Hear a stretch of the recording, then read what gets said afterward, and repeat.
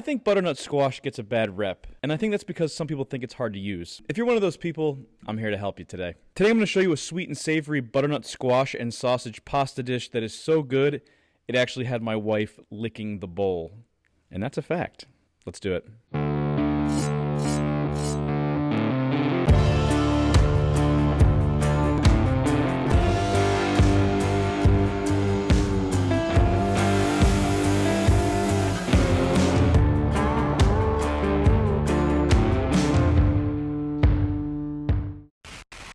Hey guys, welcome back to another episode of Dishes and Fishes where I show you how to cook and set hooks. In today's fall-themed recipe, we've got a gnocchi dish with butternut squash, sausage, herbs. It is just the perfect balance of sweet, savory, warm, fall comfort food, and it's awesome. It's also the first cooking video I've made since becoming a father, and today's video will feature the ever-exciting baby cam. So let's get into the recipe. So to start, for our gnocchis, we're going to put 6 to 8 Yukon Gold potatoes in the oven while we work on the prep for the rest of the dish. I also already made lobster gnocchi in another video, which I'll tag here. While those potatoes are in the oven, let's get started on our vegetable prep. And I'm going to start by dicing 3 carrots, 4 stalks of celery, and 1 white onion. I'm also going to chop up 3 garlic cloves. These are all going to get pureed, so it really doesn't matter the size dice. Now for the sauce for this recipe, we're going to need 8 cups of butternut squash total. So we're going to peel and cut our butternut squashes in half and then scoop out the seeds from the inside. They should look like this.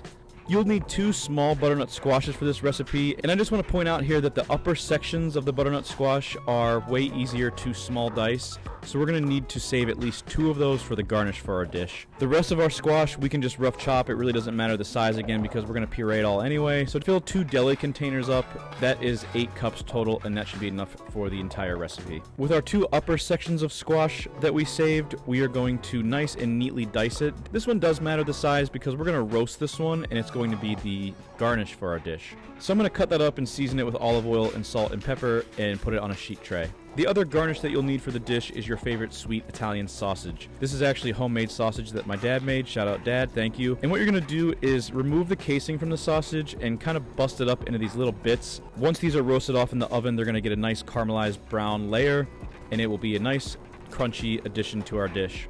So just to get you up to speed, we've got sausage and butternut squash on 2 roasting trays. Now it's time to cook our sauce. So in a large sauce pot, we'll start by sweating down the mirepoix in olive oil and salt. Once the vegetables start to soften a little bit, I will add all of my 8 cups of butternut squash, get them nice and warm, and then add my garlic and let that garlic get fragrant. Just a sort of real-time update, as I'm filming and making this dish, my potatoes are fork tender. That's been about 55 minutes, so I'll take those out of the oven. Once all my vegetables have started to sweat, I'm going to add 4 cups of vegetable or chicken stock. And while that's simmering, let's start dealing with our potatoes. If you want to know how to make homemade chicken stock, I will tag the video where I made that here. So the first thing that we'll do is we'll cut all the potatoes in half and use a spoon to remove the potato flesh.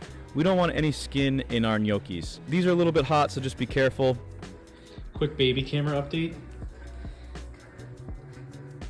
Hey.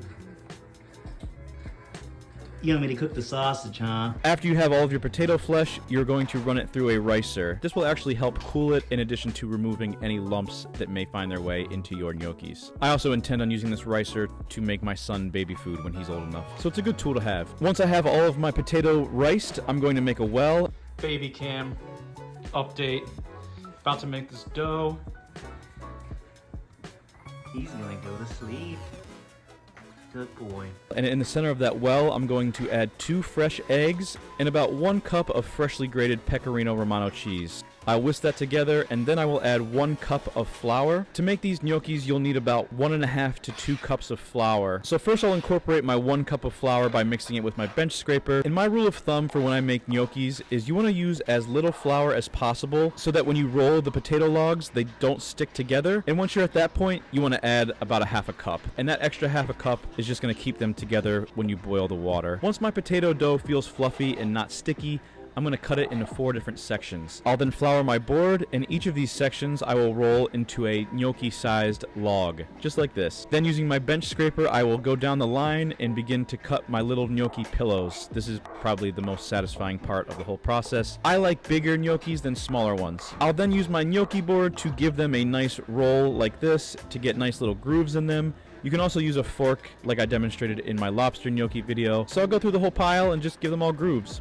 So I forgot a key part of the video. when you have the dough ball, before you roll them in the logs, roll in some fresh chopped sage into the dough, so then your gnocchis have sage in them. Whoops. By the time I finished all the gnocchis, my butternut squash was nice and tender. So I'm going to use a stick blender and just go through the whole pot and blend everything up to a nice smooth puree. You can also use a blender if you want, but the stick blender I think is just better here. After I have my mixture pureed, I'm going to ladle it carefully into a sieve. Be careful, this mixture is very hot, and if you have a baby in the kitchen like I do, you do not want to splash that little boy. And you are left with a butternut squash soup base, essentially. You can make this into butternut squash soup if you want, but we're going to make it into a pasta sauce. I'm going to get that sauce mixture back on the stove now, and when I put that mixture on the stove, I'm going to throw my sausage and squash into the oven for the final plate up. Once that sauce starts to warm up, I'm going to add 1 to 2 cups of heavy cream, depending on how creamy that you want it. And once it's warm, I'm going to add 1 entire package of this Boursin cheese, and then I'm going to hit it with the stick blender once more, and that is pretty much done. At this point, you can adjust the seasonings for salt, pepper. If you want to add any herbs, you can, but that's your sauce. That's done, and you can see that it coats the back of the spoon. It's great. Once my garnishes are nice and roasted off in the oven, it is time to cook the gnocchis. So you'll see here, I've got 3 pots. 1 for gnocchis, 1 for sauce, and 1 for searing the gnocchis. So this is kind of the pasta making station that you want to set up. So after heavily salting my gnocchi water, I'm going to start lowering them in. And they don't take too long to cook, 2 or 3 minutes. You'll know they're done when they start to float. And once they're floating, you want to use a spider to ladle them into your gnocchi searing pan. Too many gnocchis for this pan. And do not overcrowd the pan like I did here. So after overcrowding my carbon steel pan, I went to a smaller non-stick pan, and you can see this is the color that you want. You want to just get those light fluffy pillows, a nice little sear on them, and once they're seared nicely, ladle in some of your creamy cheesy butternut squash sauce, get everything nice and hot and coated, and you're pretty much done. So I'll dump the seared gnocchi pillows into a soup bowl, and I will garnish it with my roasted squash and my crispy sausage. Again, this is the perfect balance of sweet and savory flavors on this dish. It is absolutely epic. I'll garnish with some more Pecorino Romano cheese, and the final garnish would be fresh basil. Basil or sage goes great with this dish. And that is it, guys. This is probably the best thing you can make in the fall when the leaves are changing and it is cold outside, I promise. I would pay a lot of money to eat this in a restaurant, but luckily you don't have to do that because we just learned how to make it together. So give this dish a try no matter where you live. If it's cold, if it's warm, doesn't matter. Eat some butternut squash, eat some sausage, make these little pasta pillows. They're so good. If you like this video, consider liking and subscribing, and I'll catch you in the next one.